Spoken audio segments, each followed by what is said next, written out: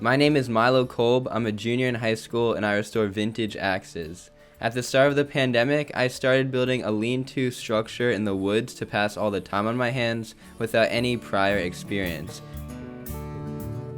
Surrender them and let 'em go. Remember the things you know. I frequently ran into issues with the building process, so I went down a deep YouTube rabbit hole, learning everything I possibly could about bushcraft, which is traditional wilderness skills. My primary tool was an axe, but there came a point where my knowledge surpassed the capability of my tools, so I decided I needed a new one.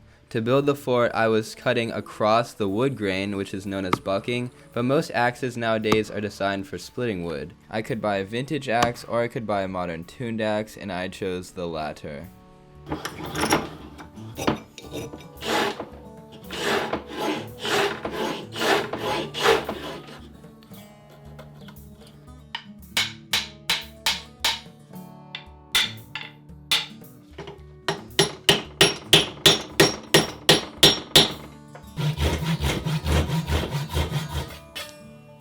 After a ton of research, I successfully restored my first axe, and I was totally blown away by how superior it was over modern axes I've tried. The steel is high quality, so the blade held an edge for longer, and the handle was thin, which is important for comfort and shock absorption. I continued to use the axe to build the lean-to until one day I came into the forest and everything was destroyed. Some of the logs were burnt, scattered all over the place, paracord was burnt, and even some tools I left behind were stolen. I was devastated. I put so much time and effort in, and I took great caution to respect the environment during the building process. To this day, I still do not know who destroyed the fort, but that didn't stop my passion for restoring axes. I no longer had a need for axes, but I still had great respect for the tradition and the history of the tool.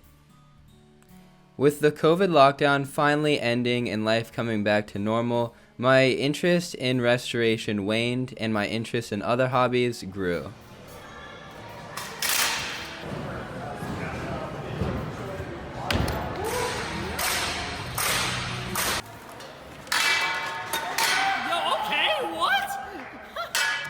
My birthday came around in December and I went skateboarding with a few friends in Baltimore City.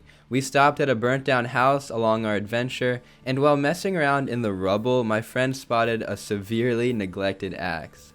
I quickly realized that it's a vintage true temper axe, which is very high quality and desirable. It has a special feature called phantom bevels, which helps the axe not get stuck in the wood while still looking aesthetically pleasing. It also has a very thin profile, which is perfect for bucking wood, so my excitement was immeasurable. I still believe that that's the best birthday I've ever had.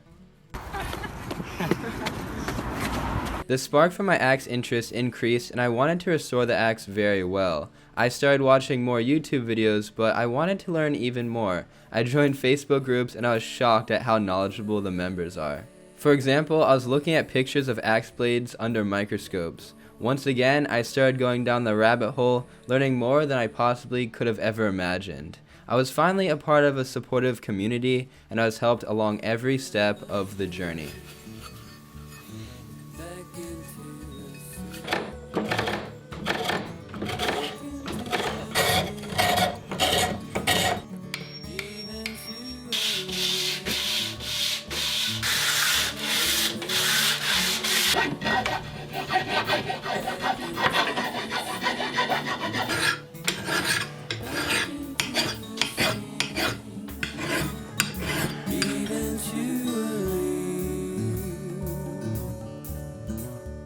I restored the True Temper axe very well, but I wasn't completely satisfied because the Facebook group has raised my standards. I started restoring axes every day, and with that my craftsmanship improved.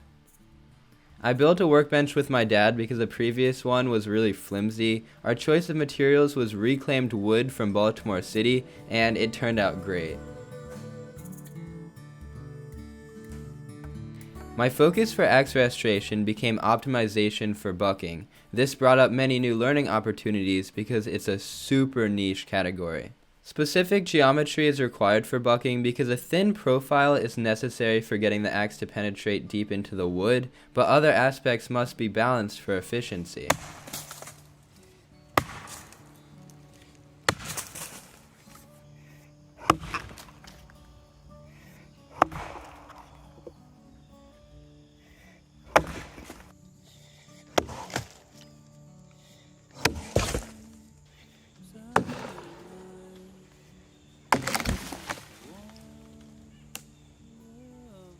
To continue developing my skill set, I learned leatherwork to make axe sheaths, which is a blade cover. I really loved all the variety because learning to sew and create from scratch is very different than axe restoration. You do good deeds, but no one sees.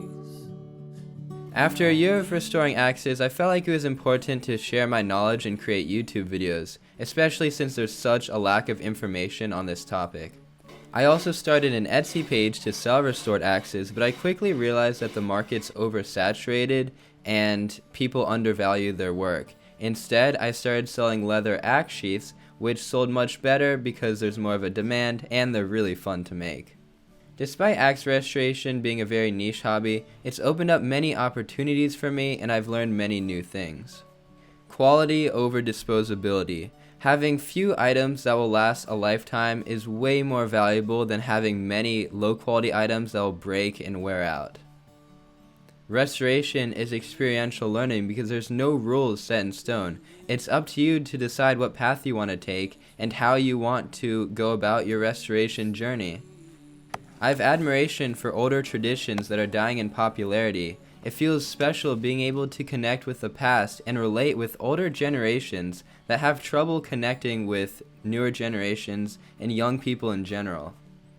I'm happy to learn about traditional skills because it gives me a sense of what our society was built upon.